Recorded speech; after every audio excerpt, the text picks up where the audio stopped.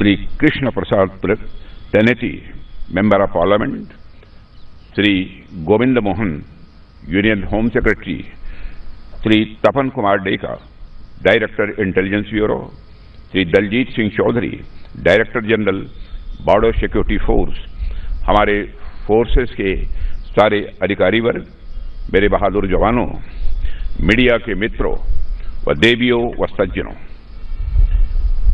Police स्मृति दिवस पर आप सबके बीच आना यह हमारे लिए एक सुखद अनुभूति है। आज का यह दिन देश की सुरक्षा में अपने आप को समर्पित कर देने वाले हमारे पुलिस और सभी पैरामिलिट्री फोर्सेस के जवानों के त्याग को यह याद करने का दिन है। मैं इस मंच से भारत के नागरिकों की सुरक्षा में अपने प्राणों को आहूत कर देने वाले सुरक्षा बलों को श्रद्धांजलि अर्पित करता हूं। साथियों, समाज और पुलिस ये दोनों एक दूसरे पर समान रूप से निर्भर हैं।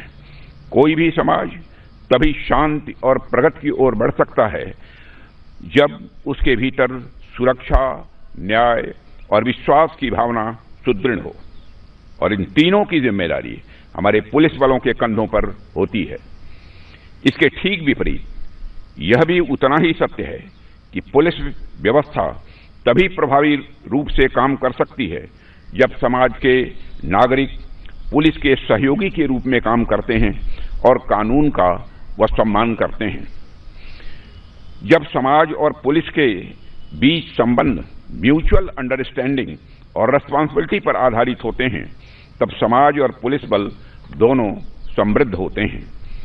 इसलिए यह बात जरूरी है कि दोनों के बीच एक संतुलित साझेदारी बनी रहे। जहां पुलिस संरक्षक की भूमिका निभाए, वहीं समाज उत्तरदायी नागरिक के रूप में अपनी भूमिका निभाए ताकि सुरक्षा व्यवस्था और मुस्तैद हो सके।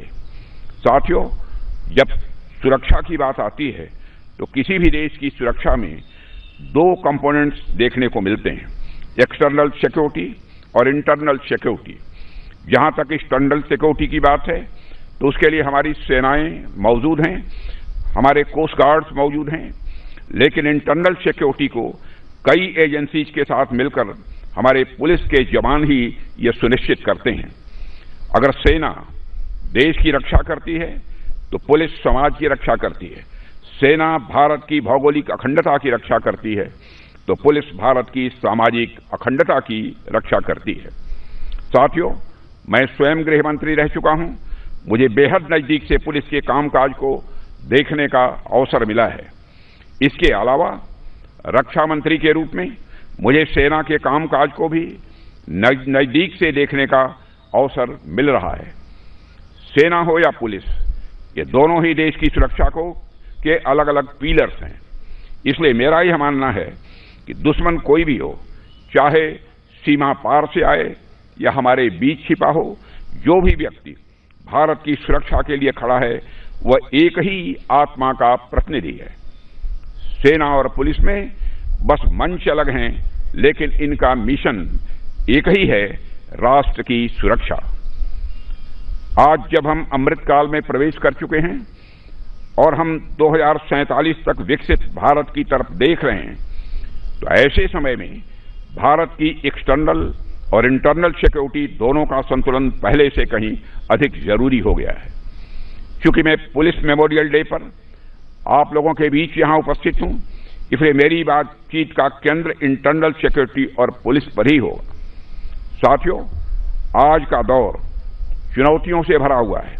एक ओर सीमाओं पर अस्थिरता है, दूसरी ओर समाज के भीतर नए तरह के अपराध, आतंक और वैचारिक युद्ध जन्म ले रहे हैं।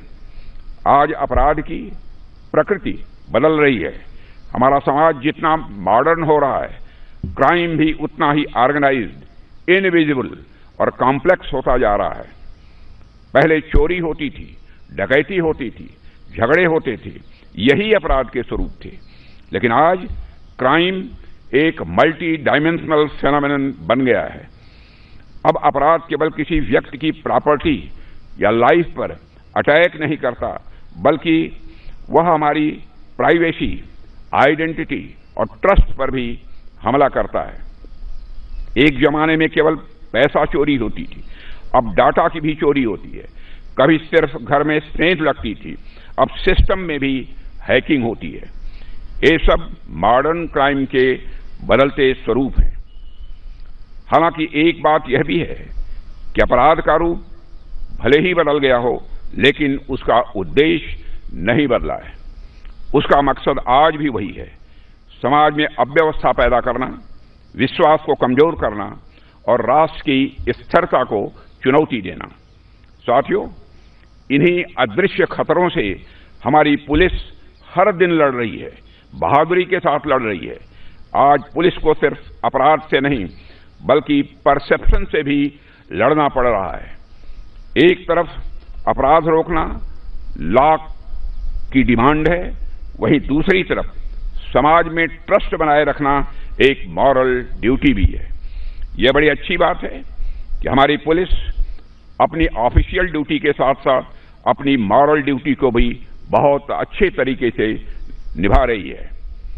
अगर लोग रात को चैन से सो पाते हैं तो इसलिए कि उन्हें विश्वास होता है कि सीमा पर सेना है और गली मोहल्ले में सभी जगह पुलिस हमारी तैनात है। यह विश्वास ही सुरक्षा की सबसे बड़ी परिभाषा है। यह विश्वास ही देश की स्थिरता की यह पहली शर्त है। आज देश के नागरिकों को भरोसा है कि अगर मेरे साथ कुछ गलत हुआ तो पुलिस खड़ी होगी।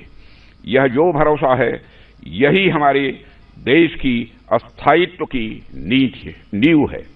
साथियों, जब हम देश की आंतरिक सुरक्षा की बात करते हैं तो हमारे आंतरिक सुरक्षा के समय जो एक और बड़ी चुनौती एक लंबे समय तक रही है, उस पर भी मैं आपका ध्यान दिलाना चाहूंगा। एक लंबे समय तक नक्सलवाद हमारी आंतरिक सुरक्षा के लिए समस्या रहा है। एक समय था जब छत्तीसगढ़, झारखंड, ओडिशा, आंध्र प्रदेश, तेलंगाना, महाराष्ट्र, इन सभी राज्यों के कई जिले नक्सलवाद से प्रभावित थे। गांवों में स्कूल बंद थे, सड़कें नहीं थीं और लोग भय में जीते थे।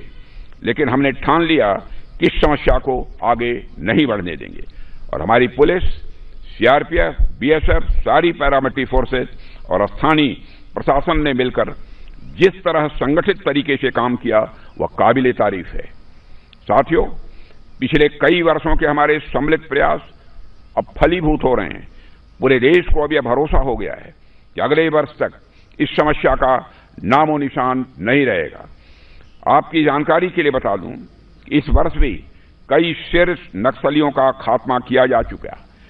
Left wing extremism affected districts की संख्या भी अब बहुत ही कम बची रह गई है और वह भी अगले वर्ष मार्च तक खत्म हो जाएगी। साथियों, जो क्षेत्र पहले नक्सलियों से के आतंक से कांपते थे, आज वहां रोड्स, हॉस्पिटल्स, स्कूल्स और कॉलेज पहुंच चुके हैं। जो क्षेत्र कभी नक्सल हब हुआ करते थे, आज वो एजुकेशनल हब बन रहे हैं। आज वहां बच्चे मोबाइल चला रहे हैं, कंप्यूटर चला रहे हैं, बड़े सपने देख रहे हैं। भारत के जो क्षेत्र रेड कॉरिडोर के नाम से कुख्यात थे, वह अब ग्रोथ कॉरिडोर में बदल रहे हैं। सरकार जो इतने परिवर्तन कर पाई है, उसमें बहुत बड़ा योगदान हमारे पुलिस बलों का और हमारे सुरक्षा बलों का है। नक्सलियों के विरुद्ध अभियान की सफलता का आकलन इस बात से किया जा सकता है कि जो नक्सली पहले स्टेट के खिलाफ हथियार उठाते थे, आज वही नक्सली आत्मसमर्पण कर खुद को विकास की मुख्य धारा से जोड़ रहे हैं। सुरक्षा बलों के अथक प्रयासों से यह समस्या अब इतिहास बनने जा रही है। इसके लिए हमारे सभी सुरक्षा कर्मी बधाई के पात्र हैं। साथियों, एक सरकार के रूप में हमने सिर्फ देश की सुरक्षा पर ही नहीं बल्कि देश की सुरक्षा में लगे हुए अपने पुलिस बलों पर भी ध्यान दिया है। यह बड़े अफसोस की बात है कि एक लंबे समय तक पुलिस के योगदान को एक समाज के रूप में, एक राष्ट्र के रूप में हमने उतना रिकॉग्नाइज नहीं किया था। उनकी स्मृतियों को जीवंत बनाने के लिए जो सकारात्मक प्रयास जितने होने चाहिए थे, नहीं किया गया था। लेकिन प्रधानमंत्री श्री नरेंद्र मोदी जी के नेतृत्व में हमारी सरकार ने पुलिस के हमारे साथियों की स्मृति को जीवंत रखने के लिए, उनके प्रति सम्मान व्यक्त करने के लिए 2018 में नेशनल पुलिस मेमोरियल की भी स्थापना की। इसके अलावा हमने पुलिस को अत्याधुनिक हथियारों के साथ साथ बेहतर सुविधाएं भी दी हैं। पुलिस बलों के मॉडर्नाइजेशन के लिए स्टेट को भी पर्याप्त रिसोर्सेज दिए जा रहे हैं। आज हमारे पुलिस बलों के पास surveillance system, drones, forensic labs और डिजिटल पुलिसिंग जैसे आधुनिक साधन हैं। हालांकि पुलिस को मिल रही इन तमाम सुविधाओं के बीच मैं ये कहना चाहूंगा कि एक राष्ट्र के रूप में हमारे पास चुनौतियां बहुत ज्यादा हैं, लेकिन उन चुनौतियों से निपटने के लिए हमारे पास रिसोर्सेज लिमिटेड हैं। इसलिए हमें उन रिसोर्सेज का ऑप्टिमम यूटिलाइजेशन करने पर भी ध्यान देना होगा और यह काम तब हो सकता है जब हम सिक्योरिटी एजेंसीज के साथ कोऑर्डिनेशन एंड इंटीग्रेशन के साथ काम करें। सशक्त पुलिस ही सशक्त राष्ट्र की निर्माण कर सकती है और यही हमारा ध्येय होना चाहिए। साथियों, मैं यह मानता हूं कि सिर्फ इस जन्म का ही नहीं बल्कि यह आपके पिछले जन्मों के पुण्य कर्मों का परिणाम है कि आपको पुलिस के माध्यम से जनता की सेवा करने का सौभाग्य मिला है।